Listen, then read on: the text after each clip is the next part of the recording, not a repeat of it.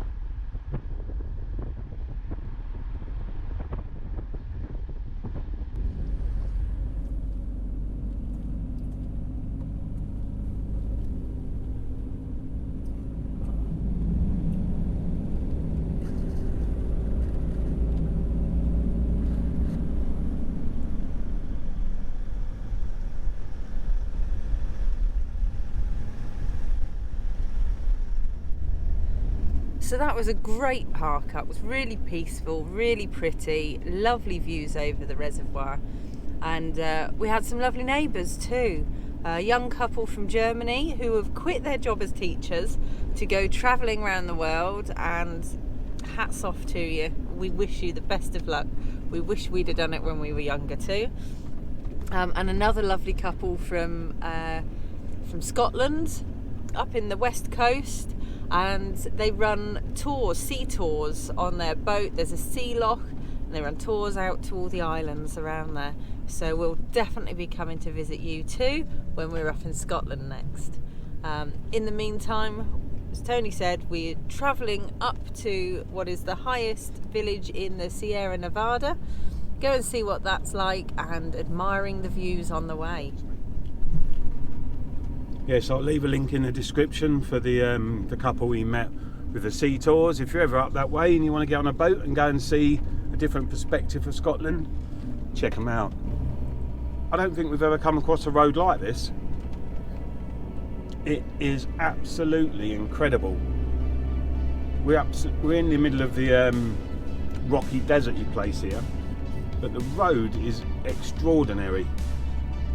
My shoulders have never had such a big workout, that's for sure.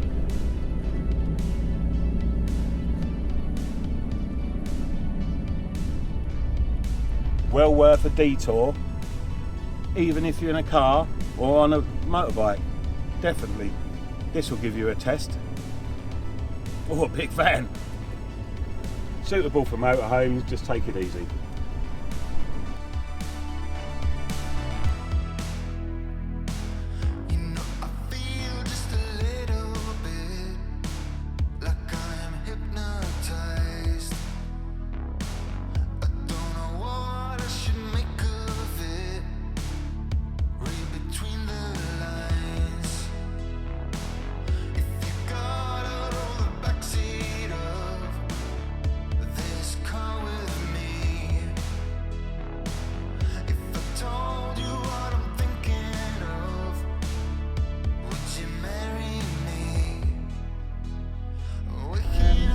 Venice celebrates the Day of the Virgin of the Snow in the summer months. On this day, the Virgin is carried to the summit of Mount Hassan and a mass is celebrated. So I've got to say, guys, we've been doing this for a long time, but since this morning the roads have been just extraordinary and incredible. Top gear, eat your heart out, that's what it was. It's been non-stop uphill, but the roads have been, the views from the roads themselves, the twists, the turns have been absolutely magnificent, haven't they? Yeah, absolutely stunning views, really beautiful, and the roads were fantastic. They are big enough for a vehicle either side, so you're sort of lucky there. However, with the altitude, it actually made me feel a bit queasy. Did it? Yeah, it was absolutely stunning. It's about 4,000 But yeah, something we're foot here. 4,500 foot up, and I could feel my ears were popping, my head's a bit, but yes, it made me feel a little bit queasy, but it's well worth it. The drive is well worth Incredible. What a drive. And like Claire said, the bit from Trevellis, from the main road to Trevellis, there's loads of double carriageway, tight but double carriageway, but the bit from the park up from the reservoir to the main road was all single track, but lovely. I can't remember the last time this happened to us, but that last time when it did happen to us, I was equally annoyed, frustrated, and damn right pissed off, to be fair. So all the footage, the latter part of the adventure, has been lost due to a corrupt memory card. And what's so annoying is that Treves and the other little towns that we visited on the way up and on the way back down the mountain were absolutely, definitely one of the highlights of this whole adventure.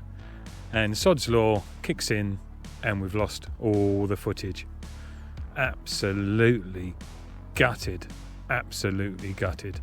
So now we're going to spring forward in time by a good few days as we head towards the end part of Ian's adventure with us. But take our word for it, guys. Definitely put this location onto your itinerary if you're in this area and go and check it out. If not for the drive, for the beautiful villages that lie in wait all the way along this absolutely stunning road. And then as you leave Treves by going through the village and heading southwest, equally the roads are just as stunning and the villages beautiful. What have you got there, Dad? I've got a sticker that the lady in the carpet shop gave me. Alpahara Danoka. Ooh. I don't know Do we know what that means? Alpahara is the area. Uh-huh. I don't know what Danoka means, but it's going to. I've got no space to put on my little wall down here, or else it's going to be skew with. Yep. So it's going to go on my box. Be the Oh, wow. first one, and it will go just about there. So the sticky wasn't quite compatible with the top of the roof box, so it's actually gone. Way up, down here. Why have you left the... Another one for Dad's collection. Leaving Hamanera.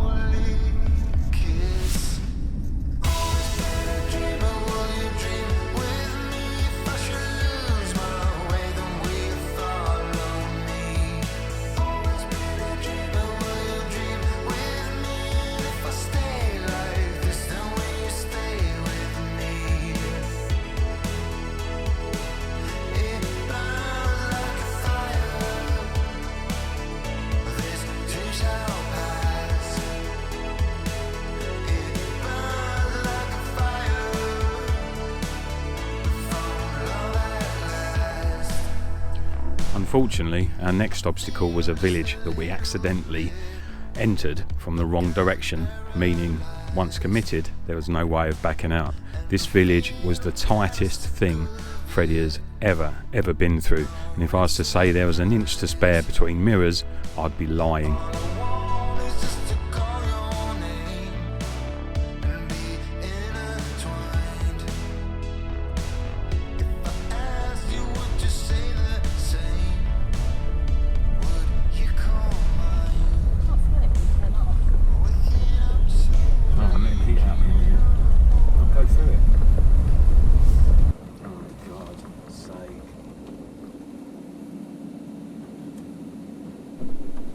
So we've never been confronted by quite as steep hill as what now lies to the left of the frame here. And we're making a decision whether to go up the hill, try to get Freddie up the hill, or go back down into the village, of which we've only just barely made it through. Oh, that might be something burning from elsewhere. It smells. Oh, yeah.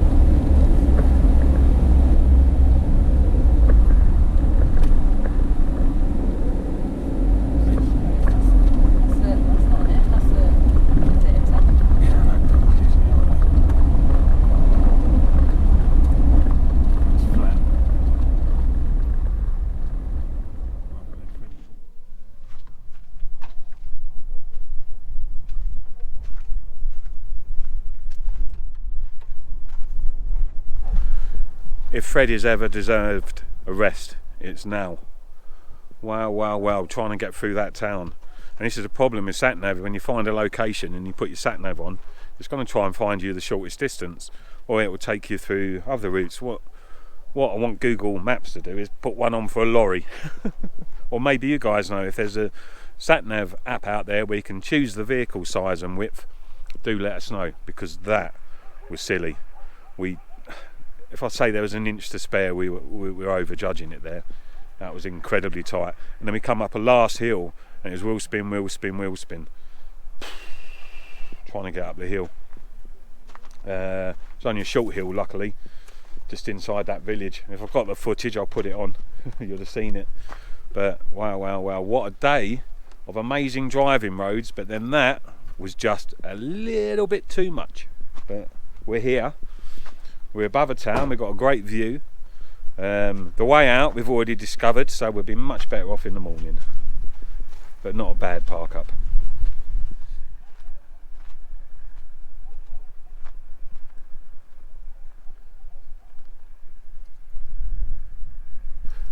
If you've been following us for any amount of time, you will know that we struggle with pronunciation of villages and towns when we visit. Obviously, because we're not from Spain and we're not from France. And in the UK, there's still some places that are hard to pronounce and only the locals know them. But anyway, the language barrier has struck again. But this time it struck whilst cooking. Claire will try to explain if she's not laughing. So we walked through the supermarket and I thought, oh, lots of soup, that looks good. And there was a 2-pack, small boxes. This size. Polo, in with all the soups. Brilliant. One was asparagus and it said cream, so I thought cream with asparagus and a chicken soup. Well, we've just tried the chicken soup.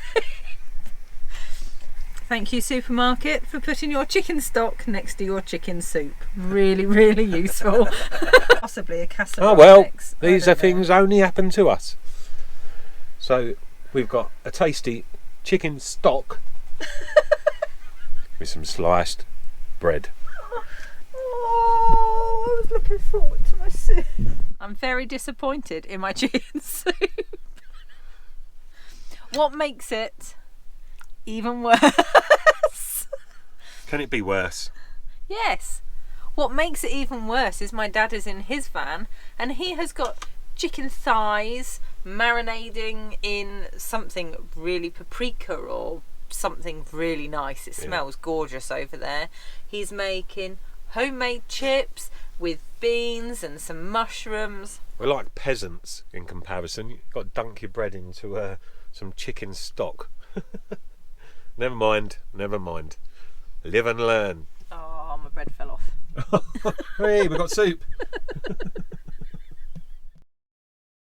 Good morning, folks.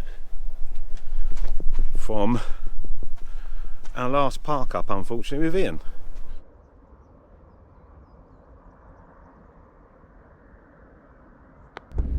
Leaving the last park up with Ian. Top of the hill. So the time has come for us to now depart company with Ian. It's been a great adventure up to this point, and we wish him all the best as he continues his journey into Portugal and beyond. And for us, well, it's arguably the start of the second part of our adventure. But it's going to be a good one.